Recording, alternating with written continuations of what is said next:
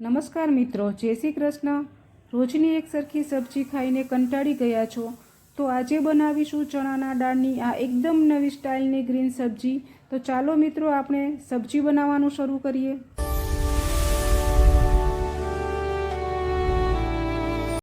સૌથી પહેલાં એક વાટકી દાળને 2 પાણીથી ધોઈને મેં 2 કલાક માટે પલાળી રાખી હતી। દાળ ખૂબ સરસ પલળી ગઈ છે। હવે આપણે તેને કુકરમાં ટ્રાન્સફર કરી લઈશું।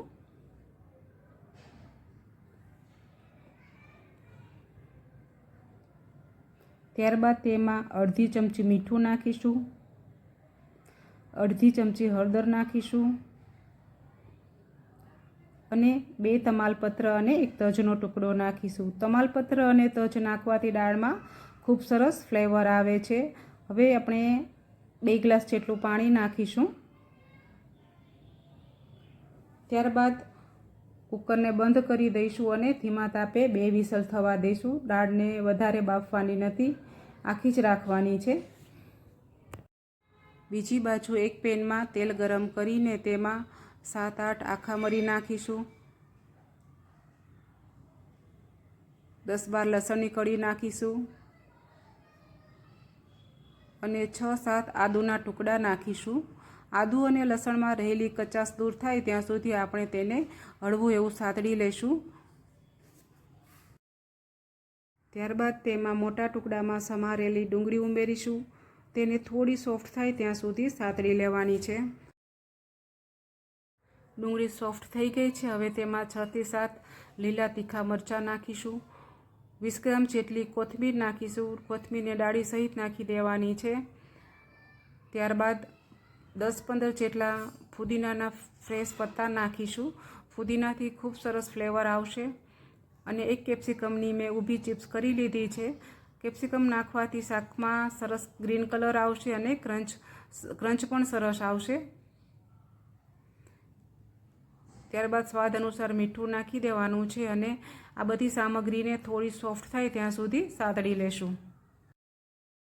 આ બધી સામગ્રીને સારી રીતે સાતળવાથી શાકમાં ખૂબ સરસ ટેસ્ટ આવે છે। કોથમીરને તેની ડાળી સહિત સાતળવાથી શાકમાં ખૂબ જ સરસ સુગંધ આવે છે અને સ્વાદ પણ ખૂબ સરસ આવે છે। બધી સામગ્રી સરસ રીતે સતળાઈ ગઈ છે। હવે તેને નીચે ઉતારીને ઠંડી પડવા દેશું। સામગ્રી ઠંડી થઈ ગઈ છે। હવે તેને મિક્સી જારમાં નાખીને તેની સ્મૂથ એવી પેસ્ટ બનાવી લઈશું।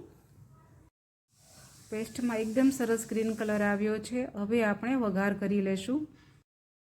એ જ પેનમાં 3 ચમચી તેલ ગરમ કરીને તેમાં અડધી ચમચી રાઈ, અડધી ચમચી જીરું, અડધી ચમચી હિંગ નાખીશું અને ત્યારબાદ તેમાં 8-10 કરી પત્તા નાખીને થોડું હલાવી લઈશું જેથી વઘાર સરસ બેસી જાય।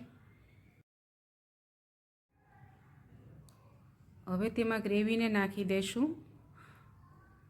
ગ્રેવીને મધ્યમ તાપ ઉપર તેલ છૂટું પડે ત્યાં સુધી સાતળી લેવાની છે। ગ્રેવી સરસ સતળાઈ ગઈ છે, તેલ પણ છૂટું પડવા માંડ્યું છે। હવે તેમાં અડધી ચમચી લાલ મરચું પાવડર નાખીશું, કારણ કે આગળ પણ આપણે તીખા લીલા મરચાં નાખેલા છે। 1 ચમચી ધાણા જીરું પાવડર નાખીશું અને સ્વાદ અનુસાર મીઠું નાખીશું।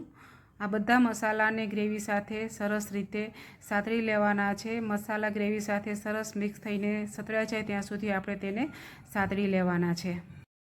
હવે ગ્રેવીમાં બાફેલી ચણાની દાળને નાખી દઈશું।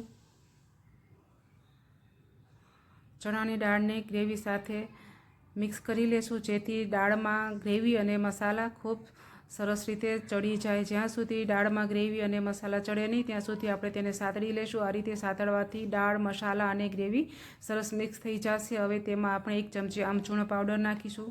તમે આમચૂર્ણ પાવડરની જગ્યાએ આંબલીનો પલ્પ પણ નાખી શકો છો। આનાથી ખૂબ સરસ શાકમાં ખટાશ આવે છે અને ટેસ્ટ પણ સરસ આવે છે। ત્યારબાદ આપણે 1 કપ જેટલું પાણી નાખીશું। પાણી નાખીને થોડું હલાવી લેશું। ત્યારબાદ આપણે ઢાંકણ ઢાંકીને 5 થી 7 મિનિટ માટે કૂક થવા દેશું। હવે દાળને ચેક કરી લઈશું। પાણી શોષાઈ ગયું છે, દાળ ગ્રેવી સાથે એકરસ થઈ ગઈ છે અને ખૂબ સરસ ગ્રીન કલર આવી ગયો છે। જોતાં જ ખાવાનું મન થઈ જાય એવો સરસ ગ્રીન કલર આવી રહ્યો છે। મિત્રો તમે આ મેથડથી જરૂર બનાવજો, એકવાર જરૂર ટ્રાય કરજો। એકવાર બનાવશો તો વારંવાર ખાવાનું મન થશે। હવે તેની ઉપર આપણે થોડી કોથમીર નાખીને હલાવી લઈશું। ચણાની દાળની ગ્રીન સબ્જી એકદમ તૈયાર છે। હવે આપણે તેને સર્વ કરી લઈશું।